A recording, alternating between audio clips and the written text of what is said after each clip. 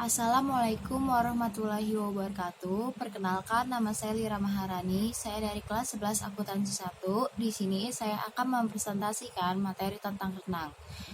Yang pertama ada pengertian dan tujuan renang. Pengertian renang. Renang merupakan salah satu aktivitas di kolam atau air yang diatur sedemikian rupa sehingga menghasilkan suatu gerakan yang teratur. Gerakan tersebut adalah koordinasi dari gerakan kaki, gerakan tangan, anggota tubuh yang lain. Cara mengambil nafas. Tujuan dari renang tidak semata-mata untuk mencapai prestasi, tetapi untuk mencapai tujuan yang lebih luas, diantaranya 1. Pembentukan dan pengembangan fisik. Yang kedua, pembinaan hidup sehat. Yang ketiga, pemeliharaan kesegaran jasmani. Dan yang keempat, ada peningkatan kapasitas tubuh. Yang kedua, mengenal aktivitas gerak renang. 1. Manfaat renang bagi tubuh. Yang pertama, ada meningkatkan kualitas jantung dan peredaran darah. Yang kedua, ada meningkatkan kapasitas vital paru-paru. Yang ketiga, ada mempengaruhi otot menjadi berisi. 2. Hal-hal yang harus diperhatikan dalam renang. Yang pertama, aktivitas yang harus dilakukan sebelum renang. Nah, itu ada melakukan pemanasan untuk mencegah terjadinya kejang-kejang otot pada saat berenang. Yang kedua, ada mandi pada air pancuran yang tersedia sebelum masuk ke kolam renang. Nah, yang ketiga, ada memakai pakaian renang yang berwarna karena air di kolam menyebabkan pakaian berwarna putih berubah menjadi kekuningan. Yang keempat, ada mengamati kedalaman kolam renang dan menyesuaikan dengan kemampuan diri sendiri. Nah, yang kelima ini, jangan berenang dalam keadaan perut kosong atau terlalu kenyang.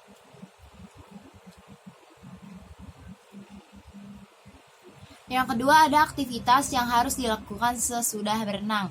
Nah, yang pertama, membasuh mata agar bersih dari kotoran. Yang kedua, ada jika telinga kemasukan air, diusahakan air bisa keluar kembali saat sambil loncat-loncat atau dengan cara lain. Nah, yang ketiga, ada kategori keterampilan gerak aktivitas renang. Nah, itu pertama itu ada prinsip mengapung. Bagi perenang pemula, cara mengapung di permukaan air sulit untuk dilakukan. Untuk dapat mengapung dibutuhkan waktu yang cukup lama dalam berlatih. Ada beberapa cara untuk melatih mengapung. Nah, yang pertama itu masuk dalam air, yang kedua itu ada mengapung. Nah, yang kedua ada prinsip meluncur. Setelah dapat mengapung di atas permukaan air, latihan berikutnya adalah latihan luncur. Nah, caranya itu yang pertama ada meluncur dengan menolakkan kaki pada dinding. Nah, yang kedua meluncur dengan menggunakan papan luncur.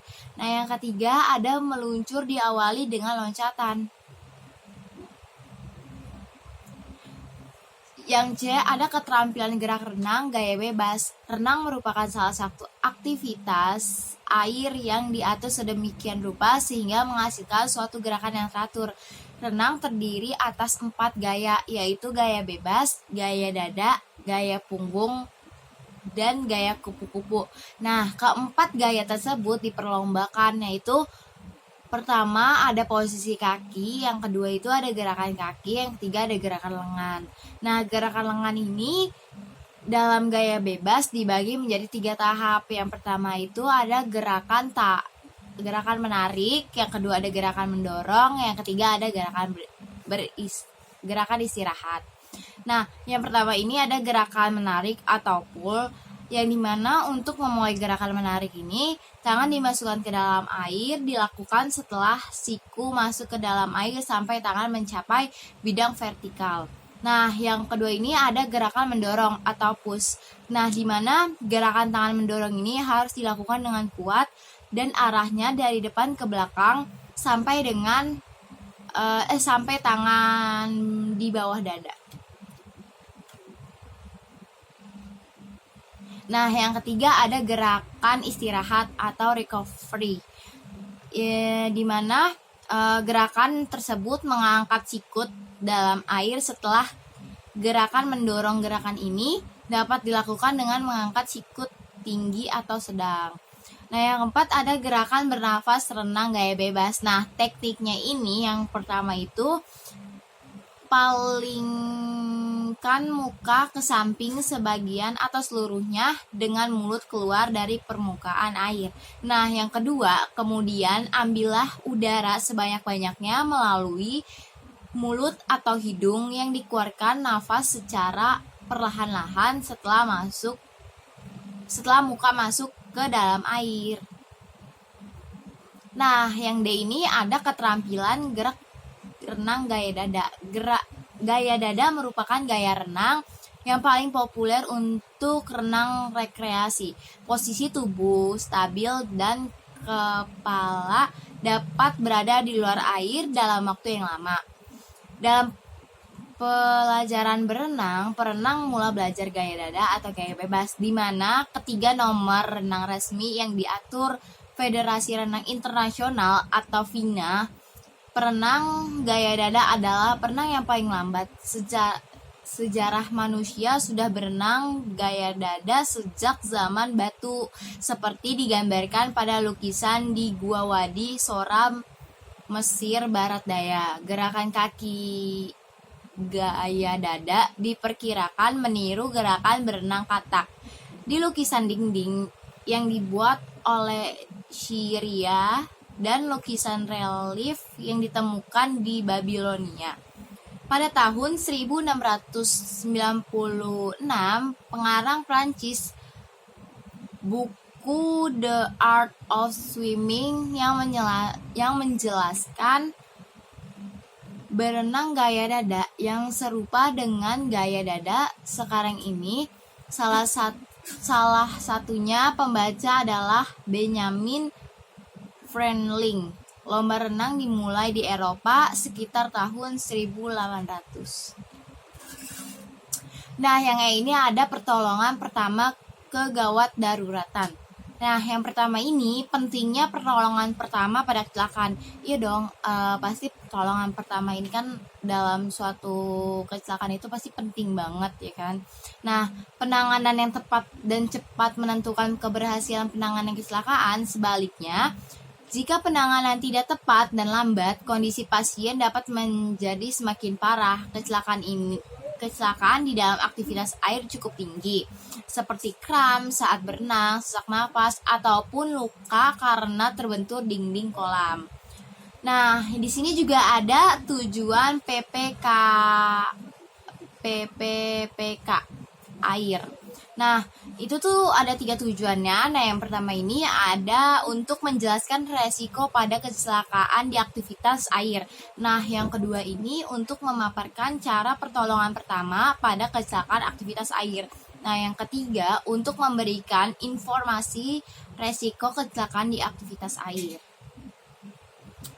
Nah, di sini juga ada manfaat PPPK aktivitas air. Nah, itu ada 3 juga. Nah, yang pertama ini dapat memberikan pertolongan pertama pada kecelakaan air. Yang kedua mengantisipasi resiko kecelakaan pada olahraga air. Nah, yang ketiga mengetahui penanggulangan kecelakaan.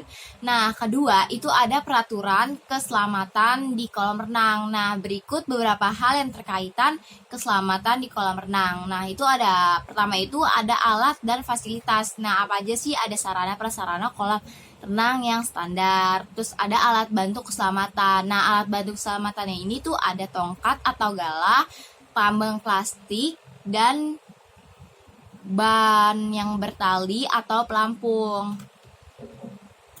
Nah, yang ketiga itu ada rambu-rambu keselamatan dalam berenang. Nah, itu ada pertama itu ada berhati-hatilah.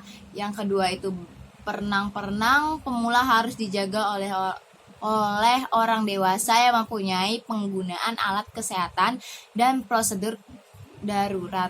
Nah, yang ketiga itu tidak boleh berenang setelah makan atau berenang perut dalam keadaan kosong. Nah, yang keempat ini ada pemanasan badan sebelum Anda berenang untuk mencegah kram. Nah, yang kelima, jika Anda baru saja belajar berenang, sebaiknya belajar di tempat yang dangkal. Nah, yang keenam ini ada keluarlah dari kolam jika jika ada kilat atau petir. Nah, yang ketujuh ini, jangan berlari mengitari tepi kolam. Kamu bisa terjatuh dan mengakibatkan luka.